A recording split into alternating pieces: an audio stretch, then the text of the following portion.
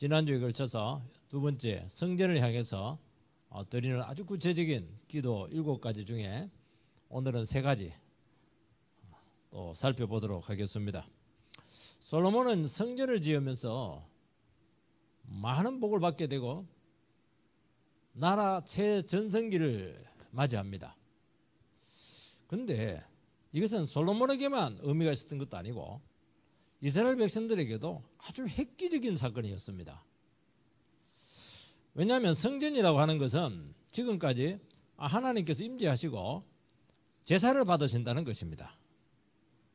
근데 오늘 솔로몬의 봉헌 기도를 살펴보면은 핵심이 성전 제사도 있겠지만은 기도입니다.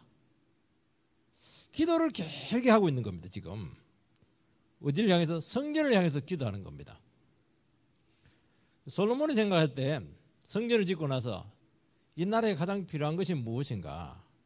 기도가 국가와 이 백성들의 삶의 사활적인 요소라는 것을 지금 밝히고 있는 겁니다. 제일 중요한 성전을 봉헌하는 기도를 드리고 있는데 우리가 어떻게 하는 게 그게 아니에요. 기도해라는 겁니다. 그러니까 성전은 이스라엘 운명과 같이 한다는 것입니다. 그러니까 백성들이 성전을 올 수 없는 그런 상황을 생각을 했던 것이고 또 나라도 잃고 포로되고 또 여러 가지 국가적인 재난을 맞이하고 국가가 존폐 위기에 흔들리고 있을 때 그때 어떻게 해야 되는가 하는 지금 이 문제를 두고 주님 앞에 지금 기도하고 있는 것입니다. 성전이 다 파괴되었어요. 백성들은 지금 포로가 되었습니다. 그 상황에서 성전을 향해서 기도하면 들으시고 회복한다는 겁니다. 그걸 이야기하는 겁니다. 굉장히 우리는 성전 생각하면은 어떻게 예배를 드릴까? 어떻게 재물을 가져올까? 그걸 이야기할 텐데 그런 얘기 전혀 없어요. 우리에게 이런 수많은 어려움들이 생기게 될 텐데 죄를 많이 지었죠. 죄를 많이 지었기 때문에 어려움이 생겼죠. 하나님 그때라도 우리가 성전을 향해서 기도하면은 하나님께서 들어주시기 바랍니다. 그 약속을 지금 받고 있는 겁니다. 그래서 솔로몬이 지금 7가지 재난을 두고 기도하는데 이것은 위기 상황에서 기도의 매뉴얼로 지금 주었다는 겁니다. 매뉴얼이 있으면 참 좋잖아요. 위기 매뉴얼. 그 다음에 화재가 났을 때 대피 매뉴얼. 그런 것들 매뉴얼이 있으면 생각할 필요가 없이 그대로 하면 된다는 겁니다. 그래서 재앙에서 기도한다고 하는 것은 믿음의 문제이고 믿음으로 구하고 하나님과의 관계를 점검하는 기회로 삼는다는 것입니다. 여러분 기도에서 빠지지 않고 있는 것이 이게 솔로몬 기도에서 핵심이 뭐냐니까 너희들이 이런 재앙을 당하거든 하나님 앞에 나와서 회개하고 용서를 받으면 기도하면 들으신다는 것입니다. 회개와 용서 구함을 받는 것입니다.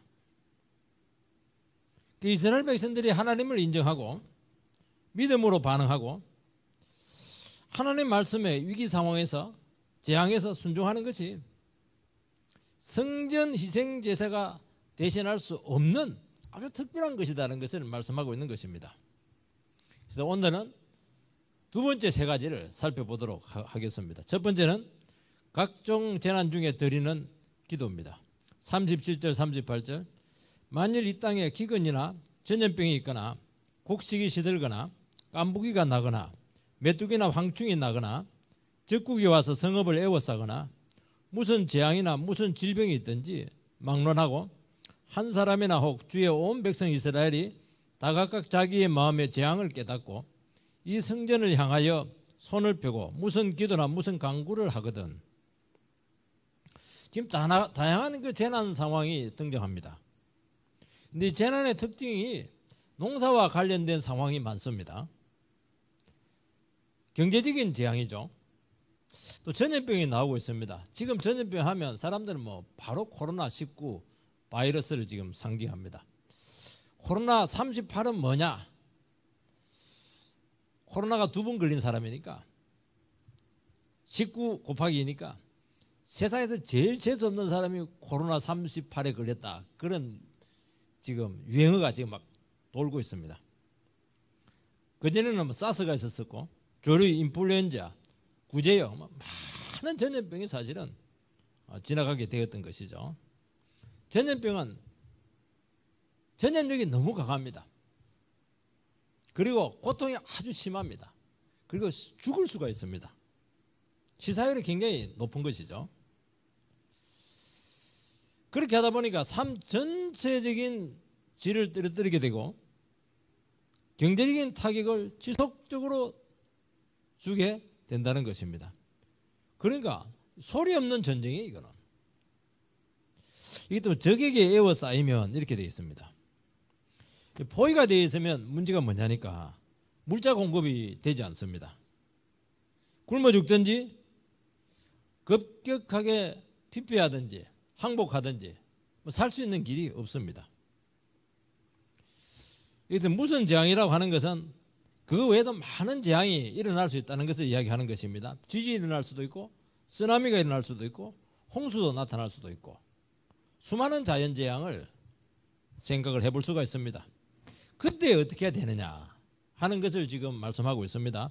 다 각각 자기의 마음의 재앙을 깨닫고 이런 재앙을 하나님의 경고로 듣고 마음의 재앙을 깨닫고 위기의식을 느낀다는 것입니다.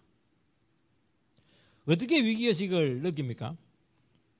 자칫 이대로 망할 수 있겠다 하는 그 불안감이 생깁니다. 우리나라 사람들은 다른 것은 몰라도 이 전쟁의 소리에 굉장히 예민합니다. 이러다가 전쟁이 나는 것은 아닐까? 연평도가 포격되고 그 다음에 막 그냥 배가 막 포격을 당하고 미사일을 쏘고 항상 우리는 그 위협 속에 살아가고 있습니다. 그때 우리나라 사람들은 이러다가 망하는 것은 아닌가? 혹시라도 핵전쟁이 나면 어떻게 될까? 이민 가야지. 우리나라 사람들은 슈퍼 가가지고 나면은 잘 안 사. 우리나라는 도망갈 데가 없습니다. 섬은 아닌데 완전히 섬이에요. 완전히 도망갈 데가 없습니다. 우리나라는 짧은 시간에 산업화와 민주화를 이렇게 되었는데 그때마다 짧은 시간에 서양에서는 몇백 년에 걸쳐서 이루었던 그 과정들을 압축해서 겪어야 되기 때문에 얼마나 소용돌이가 심했고 사회적인 갈등이 많고 충돌이 심했는지 모릅니다. 굉장히 극단적인 우리나라 그 기주도 있겠지만은 극단적인 갈등을 표출할 때가 참 많았습니다. 그때 우리나라 사람들뿐만 아니고 외국에 있는 사람들도 저러다가 나라가 거들나지, 저러다가 나라가 망하지, 끝장나지, 그런 고비의 순간이 아마 우리들 자신도 마찬가지고 많은 사람들이 공유를 할 것입니다. 우리나라가 여러 번 끝날 수 있는 위기들이 너무 많았습니다. 그런데 놀라운 사실은 극적으로 회복이 되었다는 것입니다. 회복이 됐는데 회복만 된 것이 아니고 바로 잡아지기도 하고 그리고 나서 급격한 발전이 나게 되었고 부흥이 나타난 우리는 역사적인 경험을 가지고 있습니다. 어떤 사람들은 한국 사람들은 위기에 대처하는 특별한 DNA가 있다. IMF 보니까 뭐 금을 모아버리고 말이죠. 그런 분석을 하기도 합니다. 근데 우리나라 사람들은 위기가 딱 생기면은 평안할 때는 서로 싸워요. 서로 이권 가지고 막 죽이니 살리니 원수도 그런 원수가 없습니다. 위기가 딱 오면은 이상하게 공감대가 생깁니다. 다른 것은 몰라도 거두절미하고 나라는 살려야 된다 하는 공감대가 딱 나타나는 것을 알 수가 있습니다. 그리고 그 뒤에 뭐가 있냐? 교회의 회복이 있습니다.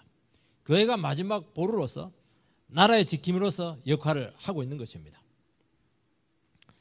이 세상은 자연재앙이나 재해나 사고를 단지 자연현상이다, 천재지변이다, 그런 식으로 쉽게 과학적으로 설명을 하려고 합니다.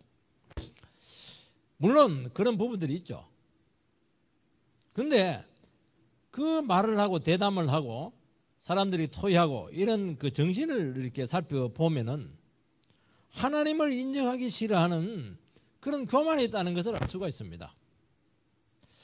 하나님께서는 재앙이 일어나고 위기가 오고 어려움이 생길 때는 마음의 위기를 느끼라는 것입니다.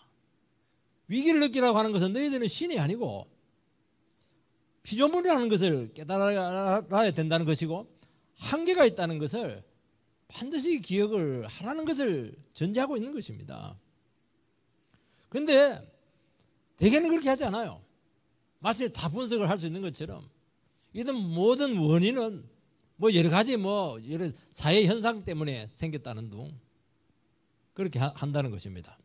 그렇게 되면은 많은 재앙을 겪기도 하고 질병을 겪기도 하고 고통을 겪지만은 전혀 유익이 없다는 것이고 발전이 없습니다.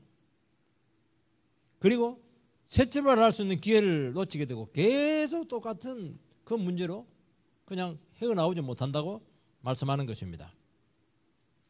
요즘 이 코로나로 고통받지 않는 사람들이 없습니다. 제가 보니까 얼마나 자영업자들이 힘든지 지금 뭐 5명 이상 모이지 말라고 해요.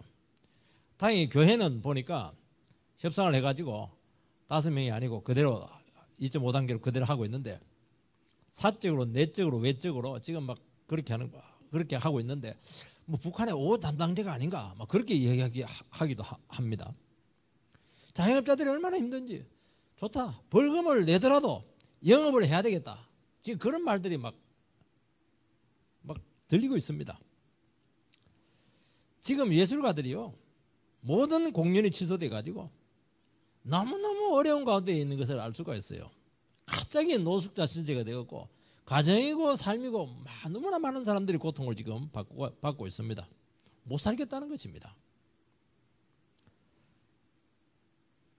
신자들은 예배를 드리지 못해서 고통입니다. 처음에는 뭐 비대면 예배 가정에서 텔레비 보면서 하면 되겠지. 한두 번이죠. 1년 가까이 지나니까 몇 달 가까이 지나니까 정상적인 예배를 드리지 못해서 영적으로 피폐해질 대로 피폐해지는 것을 전도를 해보면 알아요. 저는 4개월 동안 못 갔어요. 처음에는 괜찮았는데 뭐 텔레비도 그냥 볼 수가 없어요. 어디 가야 될지 모르겠다고 막 망하는 사람들이 너무 많아요. 나라의 기초가 건물에서부터 흔들리고 있고 이대로 어찌 되는 것은 아닌지 불안해서 잠을 못 이루시는 어르신들이 참 많다고 제가 듣고 있습니다. 이러다가 남미처럼 되는 것은 아닐까. 이런 위기의식이 올 때 오늘 주님께서는 너희들 마음속에 위기의식이 왔을 때 성전을 향해서 기도하라는 것입니다. 마음의 재앙을 깨닫습니다. 하나님 백성들은 특징이 한 가지가 있어요. 어떤 문제가 딱 생기면 예민하기 때문에 먼저 마음에서부터 감이 와요. 이것은 간단한 문제가 아니구나. 심각하구나. 여기서 끝날 수 있겠구나. 자칫하면 정신적인 패닉 현상으로도 나타날 수 있다는 것입니다. 그때 어떻게 하라고 말씀하고 있습니까? 이 성전을 향하여 손을 펴고 무슨 기도나 무슨 간구를 하든지 이런 재앙에서 위기를 느끼고 뭔가 깨달은 것이 반드시 있다는 것입니다. 무슨 기도나 무슨 간구를 하거든 보편적인 고통이잖아요. 그렇지만 각자에게 느끼는 것이 있다고 지금 설정을 하고 있습니다. 의식이 있는 분들을 보면은 확실히 그 삶이 좀 진지하고 뭔가 느낀 점이 있고 그것을 이야기를 해요.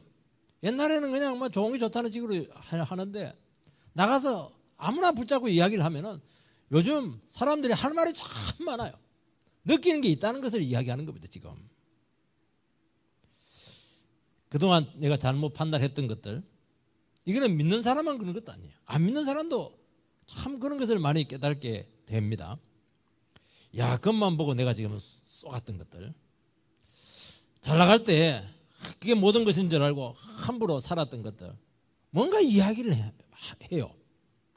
내가 좀 막 가진 게 있다고 사치하고 삶을 너무 쉽게 대한 것들 이런 것들을 이야기해요. 생각지도 못한 허물들이 막 드러난다는 겁니다. 며칠 전에도 그동안 열심히 살았고 참 인정을 받고 막 오라는 데도 많고 이렇게 했는데 IMF 아니죠. 코로나가 딱 터지고 한 1년 가고 이렇게 하니까 아무것도 남는 게 없더라는 것이죠. 그리고 그동안 가정을 돌보지 못해서 가정이 너무나 황폐되었다는 겁니다. 도리어 코로나 때문에 우리 가정 살렸다. 왜냐하니까 뭐 돈은 없더라도 이제 뭐 부부관계가 좋아지고 있으니까요. 세상 영광에 속았고 그동안 남은 것이 없었다 하는 그 고백들을, 많은 고백들을 하는 것을 제가 듣고 있습니다. 그래서 저는 이 모든 고백들을 생각하고 또 사람들의 삶이 그 진지해지는 것을 바라보면서 아, 지금 바로 우리가 이 기도를 해야 될 때구나 하는 것을 깨닫습니다. 그래서 사람들이 굉장히 현실적이 되었어요. IMF 때 그동안 얼마나 우리나라 사람들이 잘 나갔습니까? 1997년 이때 한순간에 직장을 다 잃었습니다. 사업 다 망했어요. 특히 시골에서 올라와가지고 서울에 사업한 사람들 전부 다 귀향했습니다. 그리고 얼마나 열심히 잘 살았던지 그냥 막 시간이 없어요. IMF가 딱 터지니까 시골에 있는 부모님을 자주 찾아오더라는 겁니다. 왜 찾아옵니까? 먹고 살기 위해서. 그동안에 막 생판 찾아오지 않았는데 막 찾아오더라는 겁니다.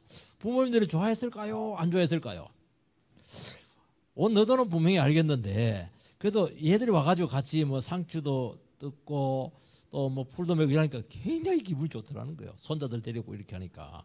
그래서 나이 드신 분들이, 부모님들이 굉장히 기뻐했다는 겁니다. 그러니까 이 모든 상황들 가운데 우리가 느끼는 것이 있고 정말 진지한 것을 찾은 것들이 있고 그것이 대단히 중요할 뿐만 아니라 그걸 가지고 성전을 향해서, 교회를 향해서 하나님께 나가서 기도하라는 겁니다. 이것은 우리 모두 각자에게 주신 하나님의 말씀이라고 말씀하고 있는 것입니다. 이건 너무 중요하다는 것이죠. 이걸 찾지 못하면 그냥 코로나면 코로나로 지나가고 IMF면 IMF로 지나가고 국제적인 금융위기가 오면 금융위기 지나고 아이고 힘들었다 이러고 끝나는 거예요 이게.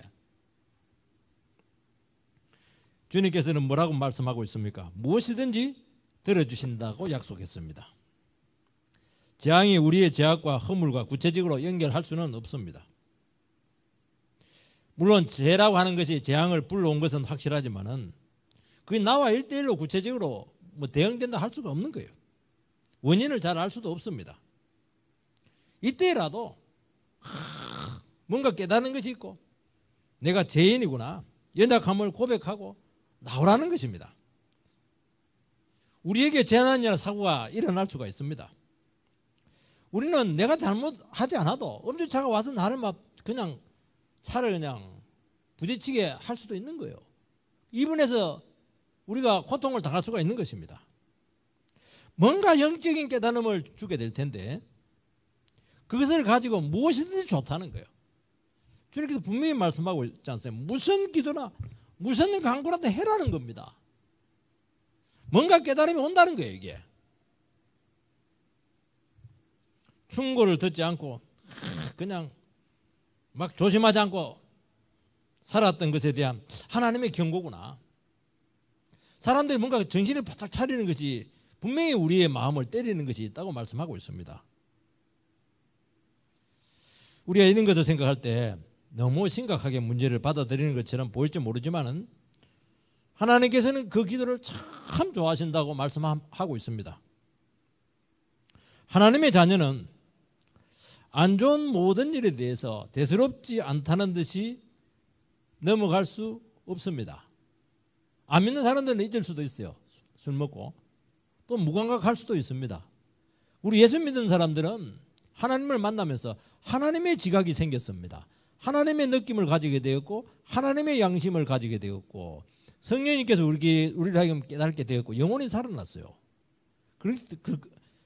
그것을 가졌다고 하는 것은 무엇을 이야기하냐니까 많은 것을 느낄 수 있는, 그리고 그 상황을 본질적으로 볼 수 있는 어떤 예민한 감각을 가지고 있다는 것을 말씀하고 있는 것입니다. 그래서 절대로 그냥 넘어갈 수가 없습니다. 그걸 잊어버리고 살아갈 수가 없는 거예요. 그 문제를 가지고 주님 앞에 나가서 기도해라고 말씀하고 있는 것입니다. 저는 목회를 하고 이렇게 하면서 막 발목 인대가 갑자기 막 그냥 늘어났어요. 헛디뎠는데 계단을 헛디뎠는데 착 발목 인대가, 그리고 발목 인대를 꼭 나갈 때 보면은 꼭 나간데 나갑니다. 아이고 재수 없구나. 신방을 대신방을 해야 되는데 어떻게 절뚝거리면서 할 수가 있겠습니까? 너무 불편한 거예요 이게. 한의원에 가서 피 뽑고 앉아있고 이렇게 했는데 막 기가 막힌 거예요. 그러면서 많은 생각이 났어요. 아, 내가 불편했구나. 아, 조심하지 않았구나. 여러 가지 허물들이 막 생각이 나면서 그 침대에 누워 있는데 침 꽂아 나 있는데 뭐 기도가 막 되었어요.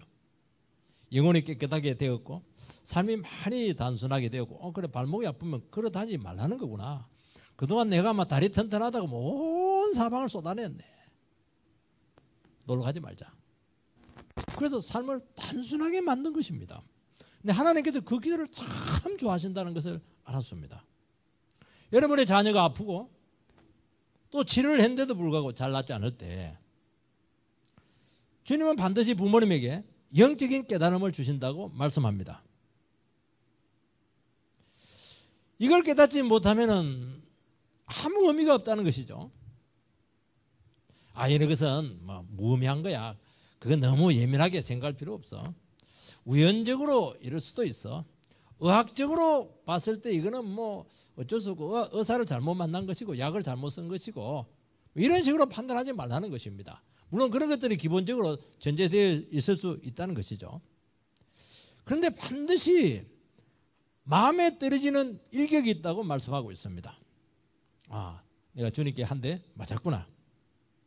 올 것이 왔구나. 내가 그동안 너무 까불었구나. 넘어졌구나. 뭔가 주님께서 우리에게 주시는 그런 것들이 있다고 하는데 이걸 너무 예민하다고 생각하지 말라고 말씀하고 있고, 이거는 대단히 중요한 것이라고 말씀하고 있고, 마음에 너희들 위기의식이 생긴 것이고 재앙이 생긴 것이라고 말씀하고 있습니다. 그것을 가지고 무엇이든지 좋으니까 기도하고 간구하라고 말씀하고 있습니다. 39절 40절 주는 계신 곳 하늘에서 들으시고 사하시며 각 사람의 마음을 아시오니 그들의 모든 행위대로 행하사 갚으시옵소서. 주만 홀로 사람의 마음을 다 아심이니이다. 그리하시면 그들이 주께서 우리 조상들에게 주신 땅에서 사는 동안에 항상 주를 경외하리이다. 주님의 응답을 이제 기대하는 간구입니다. 주님께서는 각 사람의 마음을 아시고 행위대로 갚으십니다. 주만 홀로 인간의 마음을 아십니다. 참 이것은 격려도 되지만은 참 두려운 말씀입니다. 주님은 아십니다. 죄인들에게는 굉장히 두려운 말씀이고 죄 지은 사람들에게는 믿음으로 살아가는 성도들에게는 너무너무 든든하고 힘이 되는 말씀이죠. 재앙을 하나님의 경고로 받아들이고 영적으로 반응할 때 용서하시고 받으십니다. 주님께서는 그것을 믿음으로 받고 응답하신다고 말씀하고 있습니다. 아무 생각 없이 신앙생활 하지 말라고 말씀하고 있습니다. 남 욕한다고 되는 문제가 아니라고 말씀하고 있습니다. 불안해하기도 하고 위기를 느끼기도 하고 내일이 살아서는 안 되지. 이렇게 하다가 나라 망한다. 집안 망한다. 내 이 순간 확 내 삶을 돌이키지 않으면 이 재앙은 끝나지 않는다. 뭔가 우리에게 주님께서 주시는 위기의식이 있는데 이것을 가지고 늦겠다고 해서 하나님께 나가는 것은 아니거든요. 안 나가면 그게 재앙이 그대로 지속된다고 말씀하고 있습니다. 그런데 그 문제를 가지고 주님께 나가서 어떻게 하라고 말씀하고 있습니까? 용서를 구하라는 겁니다. 회개할 것은 회개하라고 말씀하고 있고 구할 것은 구하라고 말씀하는 것입니다. 그 마음을 가지고 나가는 것 자체를 주님께서는 믿음으로 받아주시겠다고 약속하고 있는 것입니다. 믿음으로 나왔으니까 응답을 주신다는 것입니다. 이때 우리 모든 재앙에서부터 받은 응답은 현실이잖아요. 너무너무 리얼한 현실이잖아요. 평상시에는 이게 하나님이 살아계신지 모를 때가 너무 많아요. 왜냐하니까 다 잘 되니까 이건 내가 잘해서 잘한 것인지 아니면 하나님이 축복해서 준 것인지 몰라요. 근데 진짜 어렵고 힘들고 내가 이리 살아서는 안 되겠구나. 심한 위기의식을 느끼고 영적으로 믿음으로 반응하게 될 때 하나님께서 응답을 주실 때는 너무너무 생생하게 하나님의 살아계심을 경험을 하게 된다는 것입니다. 이게 믿음이죠. 능력이고 역사죠. 이것을 깨달으면 상황은 끝났다고 우리에게 말씀하고 있는 것입니다. 지금도 우리는 성도의 위대한 고백이 무엇입니까? 하나님이 내 마음을 아신다는 것입니다. 하나님 너무너무 잘 아세요. 숨소리까지 들으실 뿐만 아니라 하나님 이렇게 되었으면 좋겠습니다. 아니 그 생각만 했는데도 불구하고 그걸 그대로 이루실 뿐만 아니라 생각 이상으로 응답하시는 것을 너무 많이 경험을 한다는 것입니다. 왜요? 믿음으로 반응했기 때문인 것입니다. 그때 우리는 하나님 만납니다. 야, 하나님이 이런 위기와 재앙과 현실 속에서도 우리 믿는 사람들의 기도를 외면하지 아니하시고 나의 그 깊은 부분까지 주님께서 다 아시고 만지고 있고 응답하고 있고 약속하고 있고 계획을 가지고 인도하고 있구나 하는 것을 경험을 하게 된다는 것입니다. 그게 얼마나 우리의 신앙을 든든하게 하고 풍성하게 하고 그 모든 현실을 이길 수 있는 아주 중요한 지름길이라고 말씀하고 있는 것입니다. 이걸 경험을 하는 거예요. 이게 우리의 힘이고 성도의 힘이라고 말씀하고 있는 것입니다. 그러면서 우리는 무엇을 깨닫냐? 정말 우리의 삶 가운데 하나님의 도우심이 얼마나 필요한가. 그것도 모르고 내가 주님 앞에 간절하지 못했구나. 기도해도 건성으로 했고 예배 드릴 때도 그냥 건성으로 예배 드렸고 그게 그렇게 마음이 아픈 것이죠. 그러면서 주님이 나를 이 순간도 붙들어주지 않으면 저는 한순간도 살아갈 수가 없습니다. 그러면서 완전히 주님에게 매달리는 것입니다. 딱 붙어지게 된다고 말씀하고 있는 것입니다. 그거에 지금 여러분 이런 경험을 한번 하게 되면은요 하나님을 절대로 못 떠납니다. 껌딱지야. 절대로 떼낼 수가 없어요. 우리 조상들에게 주신 땅에서 사는 동안에 항상 주를 경외하리이다. 우리 조상들에게 주신 땅 그 공짜로 받았으니까 막 그냥 자기 마음대로 했다가 쫓겨났어요. 한번 고통 탁 당하고 하나님 살아계심 깨달고 회개란 회개 다 하고 응답받고 돌아왔을 때 다시는 내가 우리 조상들이 주는 땅을 잊지 말아야지. 빼앗기지 않아야지. 절대로 못 떠나요. 한 번 재앙 당하고 응답받고 회개하고 회복되고 주님께서 나를 붙들어 주었을 때 다시는 못 떠나. 다시는 내 고통의 자리로 들어가지 않겠다고. 물론 잘못해서 이제 맞았죠. 다시는 내가 어떤 상황에서도 주님 외면하지 않겠습니다. 한다는 것입니다. 그전에는 뭐 재앙이 일어나고 어려움 생기면 역사 섭리야, 자연의 원리야, 이거는 인과응보야, 우연이야, 재수가 안 좋네. 그런 말 하거든요. 그 사람들이 그 얘기하면 또 쏠깃해요. 귀가 얇아가지고. 한번 진짜 주님 한번 경험하면 그런 말 일체를 안 들어. 무슨 재수예요 그게. 무슨 우연입니까 그게. 무슨 인과응보예요. 무슨 윤회설이 어디 있어요 그게 지금. 철저한 하나님의 섭리죠. 하나님 살아있잖아요. 이걸 경험을 해야 되는데 이걸 경험하지 못한다는 것입니다. 그러면서 자기 영혼을 돌아보는 기회로 삼으라고 말씀하는 것입니다. 여러분 나라에 아픔이 있어요. 백성들의 죄가 많습니다. 신자들이 제대로 예수를 믿지 않았습니다. 기도하지 않았습니다.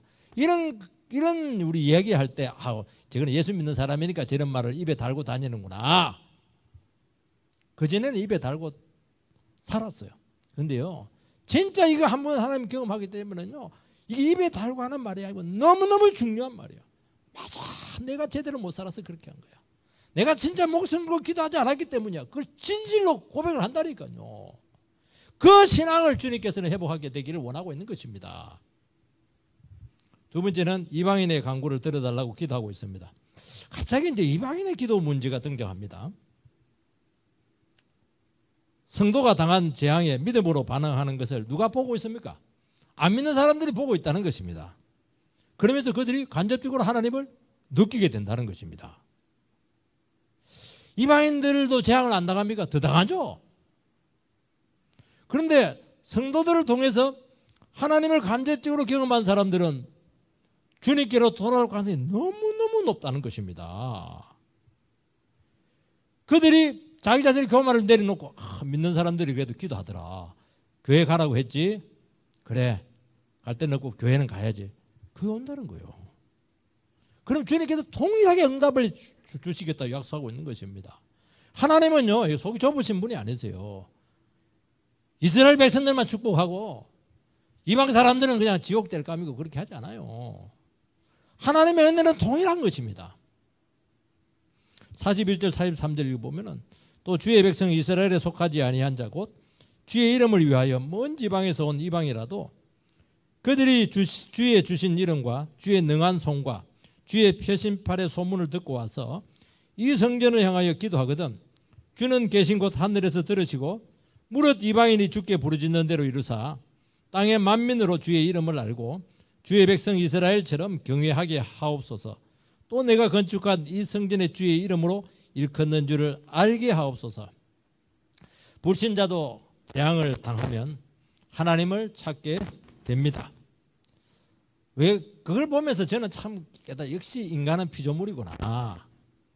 어려우면 자기 한계 상을 넘어서게 되면은 신의 존재를 요청을 한다는 것이죠. 근데 그걸 계속 인도를 해줘야 되는데 그래서 끝나는 게 문제예요. 그래서 우리 가까운 지인들 중에서 죽을 병에 딱 걸리면 누굴 찾습니까? 죽을 병에 딱 걸리면 친척 중에서 예수 믿는 사람 찾습니다.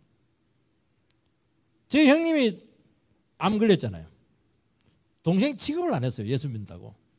자기가 죽을 병에 딱 걸리니까 저를 찾아요. 기도해 줘라 동생아. 예배 드려줘라. 그래서 목동까지 가서 제가 대구에서 예배 드려주고 오지 않았습니까? 그 인간이에요. 인간. 이 주의 크신 이름과 주의 능한 손과 주의 팔의 소문을 듣고 하나님을 잘 모르지만은 하나님의 능력을 소문으로 그 주위에 있는 많은 이방인들이 듣고 있다는 것입니다. 여리고성 사람들은 하나님이 하신 능력을 소문으로 듣고 간이 녹았다. 그렇게 라합은 정탐꾼들에게 고백을 합니다. 이스라엘 백성들은 40년간 하나님의 은혜 그 자체 속에 있었죠. 너무 많은 하나님을 경험을 했어요. 그런데 그걸 대수롭지 않게 생각을 하고 있었습니다. 주위에 있는 그 많은 적들 이방인들은 이스라엘 백성들에게 무슨 일이 생길까 막 총각을 곤두세우고 지켜보았고 기적이 일어날 때마다 큰 충격을 받았다는 겁니다. 홍해를 건널 때 간이 녹았고 그 큰 바산악 옥을 칠 때 까무리 쳤고 온갖 그들은 막 너무 충격을 많이 받아가지고 막 상처가 너무 많다는 것이죠. 근데 정작 은혜 안에 있는 영혼들은 그 가치를 모를 때가 많다는 것입니다.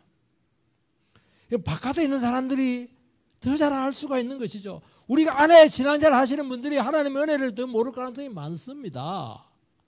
예수 믿는 사람들이 하나님의 능력을 그거 뭐 당연하다는 듯이 여기면서 살아갈 가능성이 많다는 거예요. 그게 참 위험하다는 것입니다. 그게 은혜에 길들여진 것이거든요. 다른 것은 다 길들여야 됩니다. 기도하는 것도 길들이시고 예배생활, 헌금생활 다 길들여야 되지만 한 가지는 절대로 길이 들면 안 돼요. 은혜는 절대로 길들면 안 된다고 말씀하고 있는 것입니다. 바깥에 있는 사람들 딱 예의주시하고 있어요. 예수 믿는 사람들. 특히 어려움이 생길 때 지금 망하나 안 망하나 하나님이 살아있나 안 살아있나 누가 관심 씁니까? 주위에 있는 사람들이 지금 예의주시하고 있다니까요. 그 기회를 엿보다가 여차하면 그들이 밀고 들어와서 축복을 싹 차지합니다. 아, 하나님의 은혜는요 간절한 사람들, 침노하는 자, 가난한 자들, 목숨 걸고 붙드는 사람들에게 은혜는 바로 넘어갑니다. 소홀히 여기고 무감각하고 늘 있겠거니 하면 어느 순간 없어져 버렸어요. 싹 흘러갑니다. 다 빼앗기죠. 여러분 이방인 중에서 주님께 나온 영혼들은 너무너무 귀한 믿음을 가진 사람들이잖아요. 이런 사람들 중에서 예수님의 족보에 들어간 사람들이 참 많아요. 라합도 마찬가지고 룻도 마찬가지고 사렙다 가부도 마찬가지고 신약에 보면 백부장도 마찬가지고 수로보니게 여인들이 전부 다 이방 사람들입니다. 근데 그들은 이스라엘 사람들과 같이 살면서 뭘 배웠는가? 그들을 통해서 하나님을 그들은 예의주시를 하게 되었던 것이고 말씀에 대해서 굉장히 예민하게 반응을 했던 그런 사람들이었죠. 딱 기회가 왔을 때 다 버리고 딱 그걸 붙잡습니다. 그 축복을 다 가져가 버렸어요. 유대인들처럼 막 여유 부리다가 싹 거들나지 않았습니까? 여러분 엘리사 때 나아만이 엘리사에게 와가지고 나병이 치료됩니다. 얼마나 엄청난 일이 생겼습니까? 이스라엘에 뭐 나병 환자들이 하나도 없었습니까? 저게 사령관 나병을 고쳐주었어요. 그 죽어야지. 하나님 왜 그 제일 이스라엘 사람들이 싫어하는 사람들의 나병을 고쳐주었습니까? 이스라엘 백성들이 은혜를 소홀하게 여기니까. 이스라엘 사람들은 나오질 않아요. 그래? 나는 원수의 사령관에게 은혜를 주겠다는 겁니다. 그거는 하나님께서 이스라엘 은혜를 다 거두어가지고 시리아에게 다 넘기겠다는 거예요. 그거.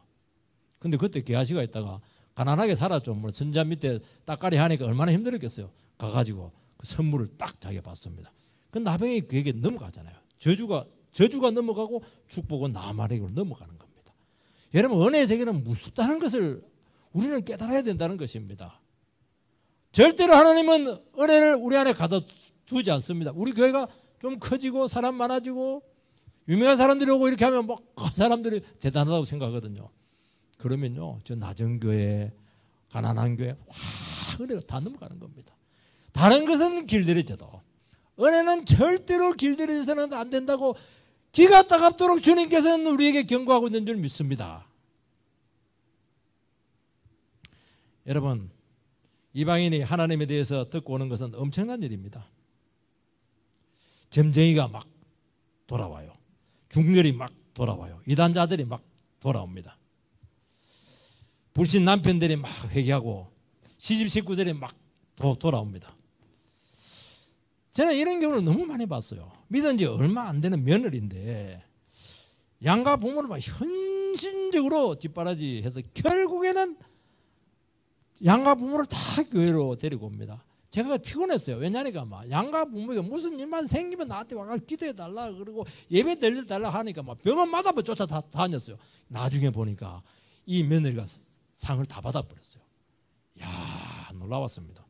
어떤 한 며느리는요 집을 2층을 얻었어요. 한 칸인데 2층 한박이 해가지고 그 위에는 시어머니 요 밑에는 친정엄마 두 어른을 모시더라고. 근데 이 두 어른이 결국에는 교회에 와요. 야 이거 보면서 정말 하나님 나라는 간절히 사모하는 자에게 임하는구나. 부모 한 분만 돌이켜도 대단한데 두 분을 딱 주님께로 돌아오게 했으니까 그 복이 얼마나 크겠습니까? 솔로몬은 이방인이 성전에서 기도하는 영광을 지금 그리고 있습니다. 모든 영광이 성전을 통해서 나온다는 것을 알게 해달라는 것입니다. 성전은 진리와 능력과 은혜와 회복의 근원임을 깨닫게 해달라는 것입니다. 여러분 기독교는 특징이 하나가 있습니다. 축복의 근원이 어디인가 하는 것을 분명히 말합니다.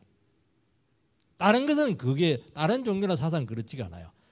어디서 축복이 오는지 늘 흐릿흐릿합니다. 내가 잘해서 아니면 뭐 어떤 상황이 그렇게 되어서 아니면 섭리가 그렇게 되어서 전부 다 이렇게 분산을 시키는데요. 그거는 뭘 얘기하니까 축복의 근원을 모른다는 것을 간접적으로 대변하고 있는 것입니다. 기독교는 그렇게 말하지 않아요.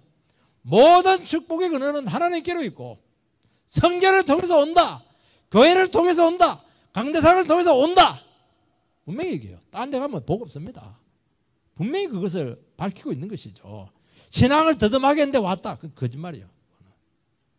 그건 하나님께서 주신 복은 아닙니다. 복은 맞을 수 있어요. 하나님이 주신 진짜 백이 복은 아니라고 분명히 말씀하고 있는 것입니다. 사도행전에 보면은 천하에 예수의 구원을 얻을 이름을 주지 않았노라 분명히 말씀하지 않았습니까? 이런 불교는요 구원의 종교가 아닙니다. 저는 한 번씩 가면 이제 전도하면은 저는 불교 다니기 때문에 전도하지 말라고 그래요. 그럼 제가 뒤통수에 대고 분명히 얘기합니다. 당신 극락갈 자신 있어요? 이러면 없대요. 그 사람들 극락갈 자신도 그냥 믿는 거예요. 그냥 그 종교를 가지는 겁니다. 알고 제가 묻거든요. 스스로도 진리가 아니다는 것을 알고 있습니다. 스님들도 다 알고 있어요. 부처님 말씀입니까? 부처님 말씀하고 반대를 지금 다 믿고 있습니다. 부처는 구원을 말한 분이 아니었어요. 그 당시 카스트 제도로 너무 사회가 너무 19단계로 되어 있으니까 이게 사회 병폐다 이렇게 해서 그 원인이 윤회설이다. 이렇게 윤회설 그냥 깨뜨리잖아요. 왜냐하면 전생에 죄를 많이 지었기 때문에 너는 불가촉 천민이고 너는 전생에서 덕을 많이 끼었기 때문에 너는 제일 위에 성력 계급이다 이런 식으로 얘기하니까 운명화시키는 겁니다. 이게 사회를 너무너무 고통스럽게 만들었기 때문에 부처는 그건 아니다는 거예요. 윤회설 없다. 그렇게 깨뜨린 겁니다. 근데 지금 윤회설 다 믿잖아요. 그거는 그 뒤 600년 전에 700년 전에 한 스님이 나와가지고 인간의 교리를 만든 거예요. 그 대승불교지 않습니까? 대승불교.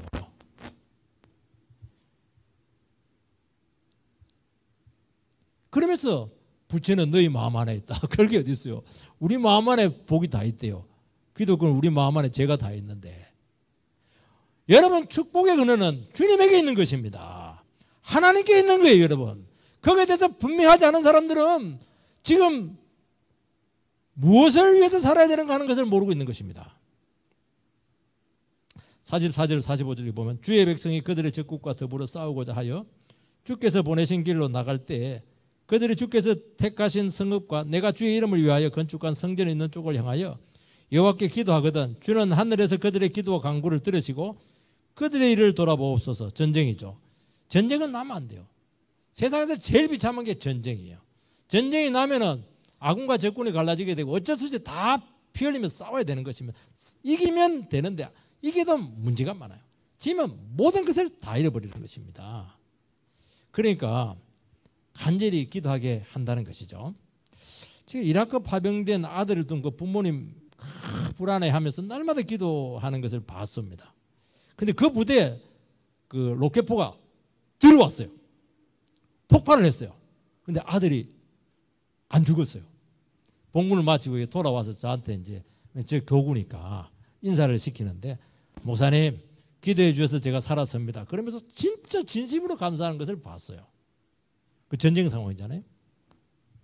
다윗은 전쟁 나갈 때마다 기도합니다. 하나님께서는 결정적인 순간에 도우셔서 승리를 주셨습니다. 여러분 절박한 순간이지만 너무 어려버리면 기도 자체가 잘 나오지 않습니다. 결과가 뻔하기 때문이죠. 가보지 않아도 지금 망할 것 알고 있습니다. 이때라도 기도해라고 말씀하고 있습니다. 너무 절박하고 엄청난 일에 기도를 하라는 겁니다. 우리는 그러면 기도 안 하거든요. 그렇게 하는 것입니다. 주께서 보내신 길로 나가실 때 주님께서 보내신 전쟁이라는 것을 말씀하고 있습니다. 내 전쟁이 아니에요. 내 전쟁이 아니고 하나님의 전쟁이 되기 위해서는 어떻게 해야 됩니까? 이것은 하나님의 뜻에 맞는 전쟁을 해야 된다는 것이죠. 진리와의 전쟁이고 죄와의 전쟁이라고 말씀하고 있는 것입니다. 하나님의 영광을 위한 전쟁이 되어야 된다는 것이죠. 그래서 이스라엘 백성들은 전쟁을 할 때 명분이 중요합니다. 왜 전쟁을 해? 땅 따먹기냐?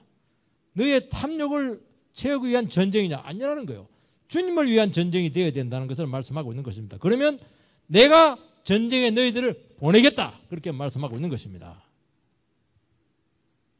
전력하고 아무 상관이 없습니다. 전력이 아무리 뛰어나도 하나님께서 보내시지 않는 전쟁은 백전백패입니다. 아무리 전력이 떨어질지라도 하나님 명물이고 하나님께서 보내신 전쟁이면 상관없어요. 무조건 이깁니다. 이게 이스라엘 백성들에게 주신 약속이고 우리들에게 주신 약속인 것이죠. 그래서 우리는 너무 힘들고 어려운 치명적이고 전쟁과 같은 엄청난 재앙이 임했을 때 어떻게 해야 됩니까? 뭘 기도해야 되겠습니까? 살려달라 물론 기도해야 되겠지만요. 그것보다 훨씬 더 중요한 게 뭐냐? 내가 이 싸움에서 왜 전쟁을 해야 되냐는 것이죠.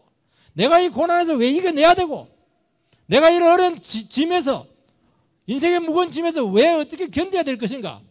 하나님 앞에서 뜻을 찾아야 되고 명물을 찾아야 되고, 그래서 하나님께서 오케이 싸워라 보내라, 그때 싸우라는 것이죠.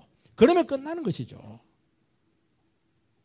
그 싸움의 성격을 분명히 하라고 말씀하고 있습니다. 우리는 그 상황에 쌍겨가지고 어떻게 하든지 그냥 그거 나오려고 그렇게 하다가 수렁에 깊이 빠지거든요. 그거 하지 말라는 거예요. 하나님께서 나 일단 왔다, 내가 피할 수 없다. 이 전쟁은 피할 수 없어요. 피하면 피할수록 당하는 겁니다.